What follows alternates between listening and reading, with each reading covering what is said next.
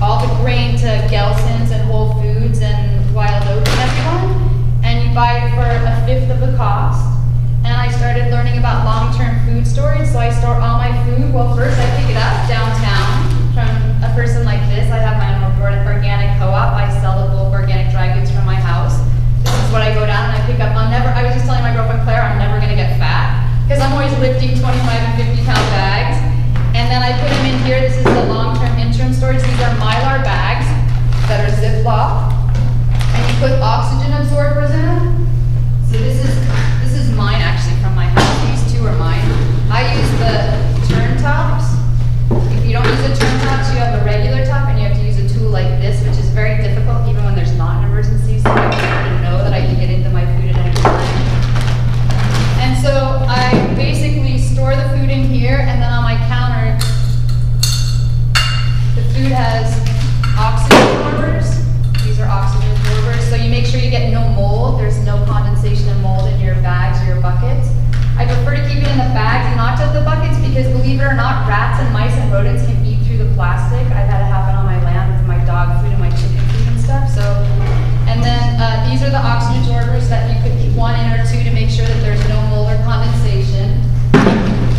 And then I keep these on my counter to keep as an interim storage. And every time I set up, I feel like I'm bringing you my kitchen. So I have a cottage food operation through the Homemade Food Act, and these are the products I started making that saved me $5,000 a year, and it's 2 years that I haven't gone to a grocery store. This is my sprout soup mix, and I brought some for you. Maybe you can come down, Claire, and you can start serving. If you can find a ladle while I'm talking, that'd be awesome. And actually, there's some cookies you can pass around. This is from my trail mix. It's called Tackly Trail Mix. That's the name of our street where our farm is. And it's organic oats, ginger powder, cinnamon, raisins, pumpkin seeds, and that one has organic apples. And those are made in the dehydrator, so they're raw.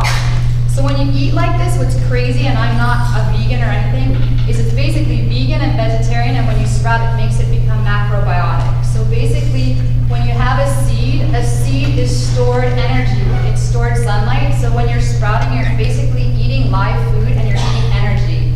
The sprouts are 250 to 500 times more nutritious than just boiling these beans, which also would take about 2 hours to boil to the same tenderness as they are in the pot. And with sprouting, it takes 10 minutes because they already started in their cycle, they're broken down. Two of the main reasons for all disease on earth are inflammation and digestive issues. When you sprout, there's no inflammation in your body and there's no digestive issues because it actually is assisting in your digestion because it's already started to like grow and everything. It digests in a different way. It's like one of the best things. What I always say is like, why survive for the preparedness community? I just finished doing the Conscious Life Expo, so it was very interesting because I was almost taking preparedness to the consciousness, conscious community, and then to the preparedness people, I take like spirituality and consciousness and like veganism and organic food. But it's like, why would you want to survive anything? And it's like your mom making you chicken soup and not eat healthy and have wellness. Like, who wants to survive and be eating cornflakes? I don't know, Frosted Flakes or something, and be sick all the time, So anyhow, so what you do is when you sprout, you just take, this is my sprout. So I have tons of different scoops, and you basically just take an inch. This is the other amazing thing on Earth. The average human being right now consumes 400 pounds of grain. We're the only country on Earth that consumes 1,600 pounds of grain. Every other country eats their grain. We use grain to feed our animals, and we, unlike them, have beef and leather goods and all these things that we feed grain to our cattle for that they don't have in their countries. The dairy products we eat, the amounts and everything, and the meat. And basically, we are giving the animals what only humans should consume. It's almost like, I always say, it's kind of like flushing our toilets with drinkable water. Like the animals should be grazing on grasses. And when you sprout, it multiplies the volume 10 times. So this little 25-pound bag of food makes 250 pounds of living food, healthy living food. One 50-pound bag of grain and one sprout kit would give one person 500 pounds of organic, if you bought organic, living food to eat for a whole year.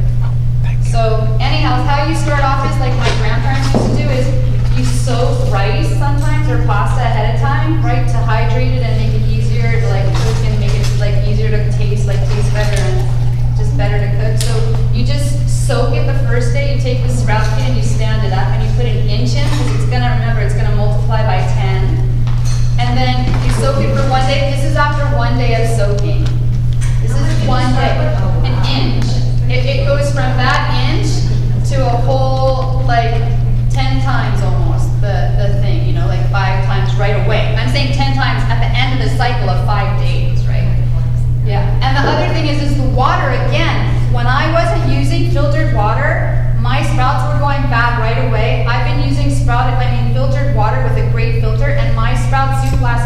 week in the refrigerator. I make one pot at the beginning of the week and I serve it all week long and put different things in it. And my sprouts in the refrigerator have been lasting over 3 weeks with the filtered water. Because the sprouts continue to grow once you sprout it. This is sprouts for 2 days. You guys can pass it around if you want, and I'll put this one back. So you're not, That's 2 days worth of sprouting, and this is 3 days worth of sprouting. Elise, you want to grab this one? Pass it around. You can take a look at the facts.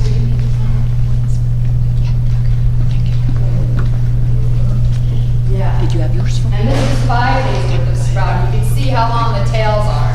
Different seeds get different length of tails. Quinoa gets a shorter tail, rice gets a shorter tail.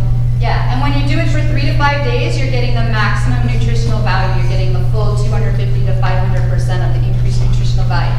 This sprout kit that we designed is unusual, and many people have sprouted. The United States government was doing studies on sprouting in the 1940s during the war, right? The military was eating sprouts. Really, it should be, instead of our pyramid or whatever it is now, it should be sprouting. People's, like, you would have disposable income, you would have wellness, there would be no hunger, there would be no obesity on the whole planet with sprouting. It takes no natural light and needs hardly any water in case of an emergency, and you could recycle the water when you rinse them. So the first day you're just putting it like this, right, an inch in this much water, and it's in this, right, it's just pretend this is this, right? Then the first day, you rinse it the next day. I go like this. It's designed to hang over the drip line of your sink. There's no plastic, so there's no leaching of plastic. Most sprouters are plastic, so the plastic leaches and they're horizontal trays parallel to the ground, so it gets condensation and mold. This is designed on the 45-degree angle. These are repurposed 2x4s from construction, since I did construction. These I cycle. These are repurposed bicycle inner tubes from flat tires that we pick up from bicycle stops. So is the rubber band. This is cheesecloth from your local grocery store, and these are just plain mason jars. So there's no plastic touching any of your food. So what we tell the kids, we do classes for preschool and for elementary schools. What we tell the kids is when you brush your teeth in the morning and when you brush your teeth at night, you rinse your sprouts. So you just, in the morning when you wake up, you put the filtered water in, turn it over the edge of the sink. You can do what I do, put a bowl or a pot to save the water, and then I put it on my plants or something. I don't waste the water. And then let it drain, and you're gone all day. Come home at night, rinse it again, and you do that for 3 to 5 days, and by the end you have this much sprouts. You could use what you want, or you could put the whole thing in the refrigerator once it's drained sufficiently and there's no water, and it lasts up to a week to 3 weeks, and you just have to constantly check, smell it, and check that there's no like water building up, no like, you know, anything sketchy down there, and that it doesn't smell, and there's no mold. And if you use them, they'll keep growing in your refrigerator for up to 3 weeks. Excuse me? do they freeze? No, you can't. No, you don't want to freeze them. And you have to cook the beans that you sprout because beans have a special enzyme on them that are difficult for humans to digest. But I highly recommend sprouting brown rice and sunflower seeds. You can eat them by the handful, and they can be. And when you cook the sprouted brown rice, it's like rice pudding without any sweetener or anything. Yeah, yeah. And then I have a porridge that's a gluten-free sproutable porridge. That's Special K just came up with the same mix, which just cracks me up. It's quinoa, brown rice, sunflower seeds, and pumpkin seeds. This is a sproutable mix. And with the sprout soup, we have our own proprietary seasoning that's garlic, cayenne pepper, ginger, and curry. And since garlic is the most potent antimicrobial on earth, you can literally drink it with hot water and lemon, like tea water, when you're sick, and it'll knock it out of you if you're feeling sick. And you can put it if you're on camping or something and you get a cut or like fungus on your feet or something, you can put it on there and it'll totally get rid of the infection. That smells so good. Yeah, yeah. And I think, does anybody have any questions about sprouting? Smells good. I Linda? want to ask about the porridge that you just mentioned. Yeah, the porridge. Okay, what beans or sprouts are in there? What did you Brown say? rice. Brown rice. Quinoa, which is really expensive. Quinoa just went from 25-pound bag for $45 to $100 a bag. Wow. And the people in the home countries aren't allowed to eat the quinoa because it's such an expensive import. They're making so much money. People in Peru and other countries are restricted from eating their own products because the United States buying it. Because people are realizing it's good for them in the United States and mostly here, and the demand is going up and they're just raising the cost. It's quinoa, sunflower seeds, pumpkin seeds, and brown rice. Okay. And it's sproutable. And, all right, so you do the sprouting just the same way that you do the other mixtures that you have. And then how long do you cook it in the pot for that? That's the other amazing thing that Linda knows from my previous presentations, is that you save fuel when you sprout. Like, I'm on propane, I just spent $3,000 for winter propane. It was really expensive, so the least I could use it. When you sprout, it's already started like the process of breaking down, you know, there's no shells, and you know what I mean? So basically, when you cook it, instead of having, like I was saying, instead of having to cook those beans for an hour and a half or 2 hours to get them soft like the soup, it only takes 10 minutes at a rolling boil. So basically, by the time I pick my greens, I put my soup up, I go out and pick the arugula or whatever cabbage for my greens for my salad, I come back and my soup's ready and I can eat. And it's super great as a mom, a working mom, and yeah. Is all this on your website?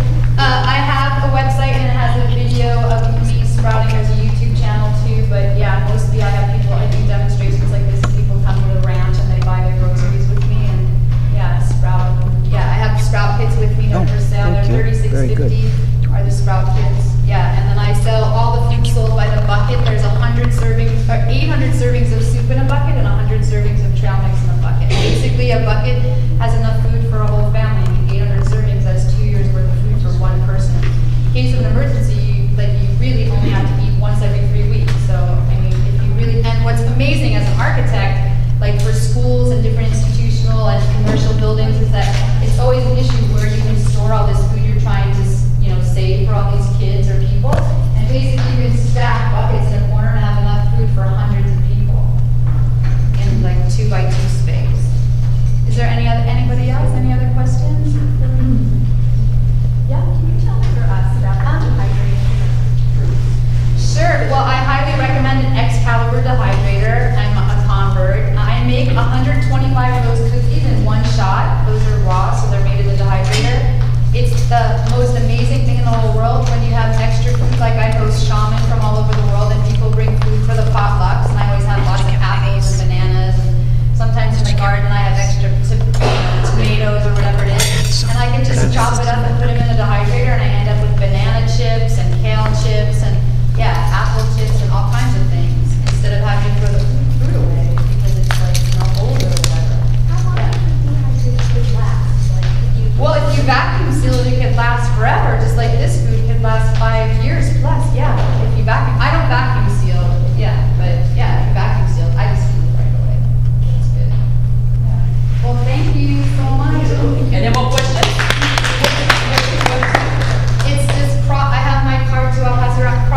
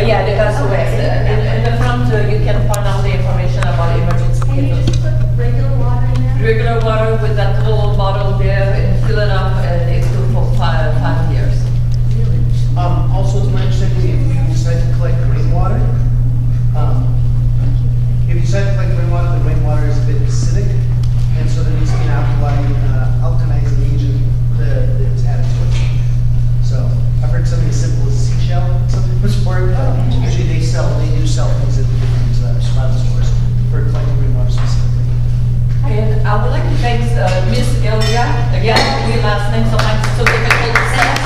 And I want her to be school, and she's a great lady. She take her time to come here from Century City?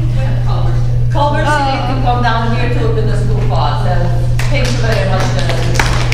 And also, don't forget, she's having a fair in April. You want to show out? Sure. Our annual spring fair is April 26th, and our whole campus transforms into a fair. It's really great. And also, we'll have some emergency kits. We're working with SOS to bring some stuff here. When anybody want to buy some stuff, that will be very interesting that day also. Thank you again,